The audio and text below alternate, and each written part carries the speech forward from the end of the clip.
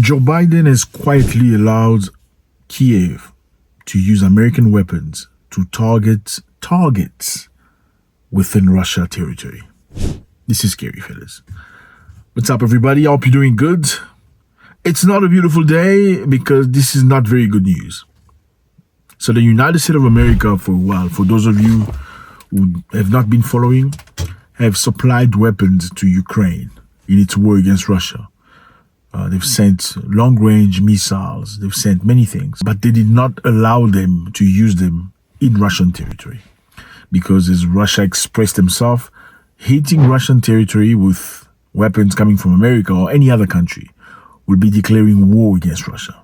And they're going to respond in the most efficient way with nuclear weapons, if necessary, as Putin put it.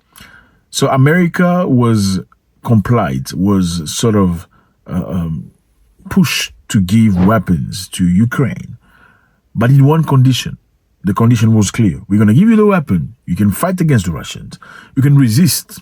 You can try to take your country back, but do not hit targets within Russian territory. I'm able to confirm, as you've heard from others, that in February, the president directed his team to provide Ukraine with a significant number of ATACMS missiles for use inside Ukraine's sovereign territory. Now, for the past couple of weeks, there have been harsh fights between Russians and Ukrainians around Kharkiv.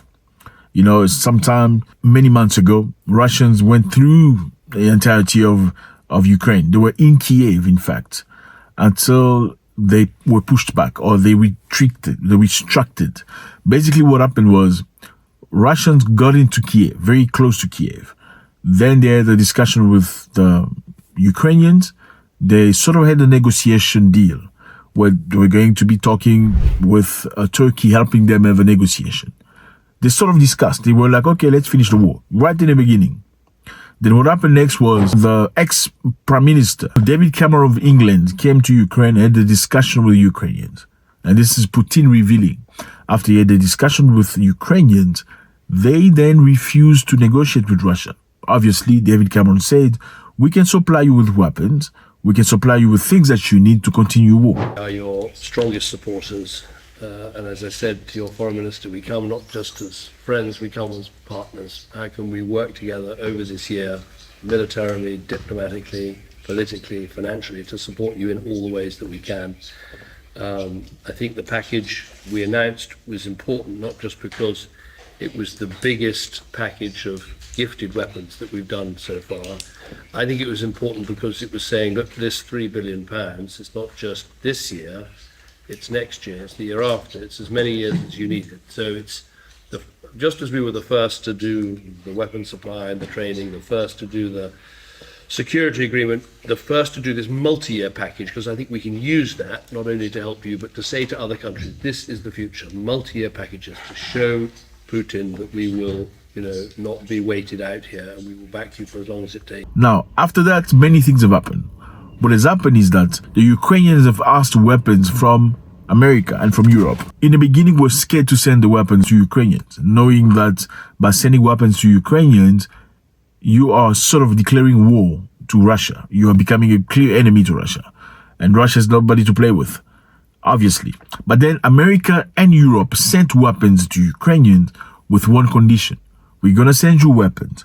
Do not hit targets in Russia. Now, they have quietly given the authorization to the Ukrainian to hit Russia inside. And the Russians have responded.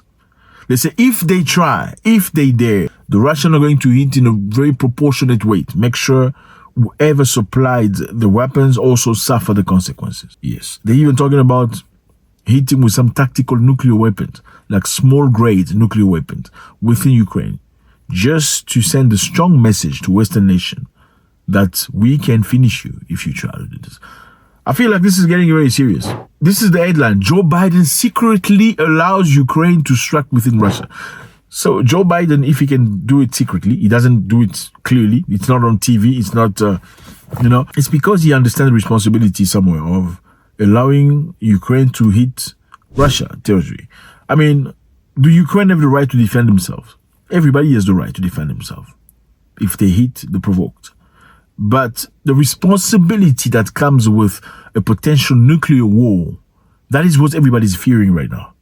I don't think anybody wants any nuclear war. Elon Musk was very much involved in Ukraine by helping Ukrainians in the very beginning when Russia hit the infrastructure, disallowing them to have telecommunication and internet connection. Elon Musk provided internet connection for Ukrainians with his Starlink equipment. Ukrainians could log on to Starlink and use the internet freely. Then after that, Elon Musk says, okay, you don't think we should sit down and have a discussion, have Ukrainians and Russians have a talk, finish the problem, finish this issue because it's unnecessary. Many people in Western nations, especially America, bash Elon Musk, saying he's a Russian supporter. Yeah, you were sold out. Yeah, you are this and you are that. Because he said, I don't think it's worth it. Yes, I think Ukrainians deserve to be helped. They deserve support. But I don't think the support should go to the extent of declaring war or to a point where we get to World War III and nuclear weapons are used and everybody's finished. Do you think it's worth all that? Elon Musk was asking when he was being bashed. Or do you think the best way would be to call Ukrainians and Russians and have them to have a talk and finish this situation and allowing people to survive all these lives that are being destroyed for no good? They bashed him. Then after that, he said, you're going to need to pay me for my service. It's not going to be free anymore. Internet connection, Netflix, finish. Actually, I gave you connection for Netflix. I did not give you internet connection to be used for military purposes. That's what he said.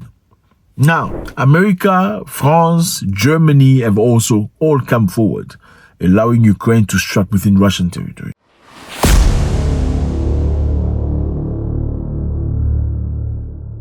This means we're going to a new era of this war, a very dangerous one. I find it very funny that people can send other people's children to war. It's very easy to supply weapons to other people and go finish themselves. America provides weapons to Ukraine. It's not out of love. It's because they expect Ukraine to pay back, and pay back with their lives. Because a war is not just a Ukrainian war. It's clearly a Western war against Russia. And the message is simple. They want to teach Russia a lesson. The lesson is you cannot begin to think that you can walk throughout Europe and take over countries. You cannot do that. We're going to stop you. I think that's one of the biggest messages I want to convey to Putin.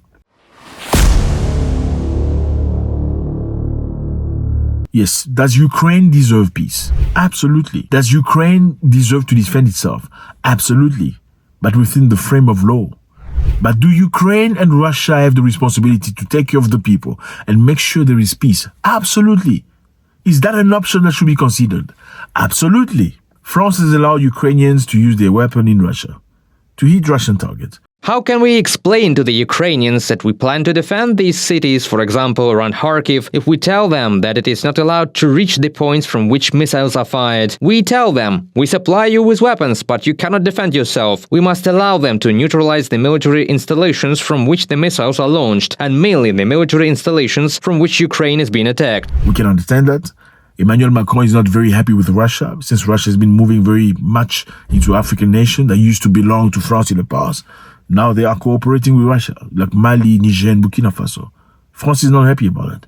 Germany is also allowing Ukraine to use its weapon to hit Russian targets. Angegriffen und darf sich verteidigen. Da finde ich das schon merkwürdig, wenn einige Diskussionen führen, dass sie sich nicht verteidigen dürfte und Maßnahmen, die dazu geeignet sind, nicht ergreifen dürfte. Das hat es von uns aus, von anderen Ländern Europas, von befreundeten Staaten im internationalen Bereich niemals als Anforderung gegeben und wird es auch nicht. America has done the same. What's going to happen next? We know that Russians are being equipped by weapons coming from China. So they are very well equipped. And they are gathering around Kharkiv. Many troops, many weapons and equipment are around Kharkiv. They're preparing a massive attack. Now, if they get attacked from Ukraine, something really big might happen. Let me know how you feel about this. This is crazy. In the meantime, Africans are looking, and we've heard that some Africans are being recruited to go fight in Ukraine. Yeah, it's crazy, yeah. It's crazy what people will do for money and papers. Like, what kind of paper are you looking for? What kind of passport you looking for? You can't go fight wars that don't belong to you. This is not your war. Like, it's insane. We're going to talk about it. Africans being recruited to go fight in Ukraine. Which side? We're going to talk about it. Let me know how you feel about this. Always a great pleasure. God bless.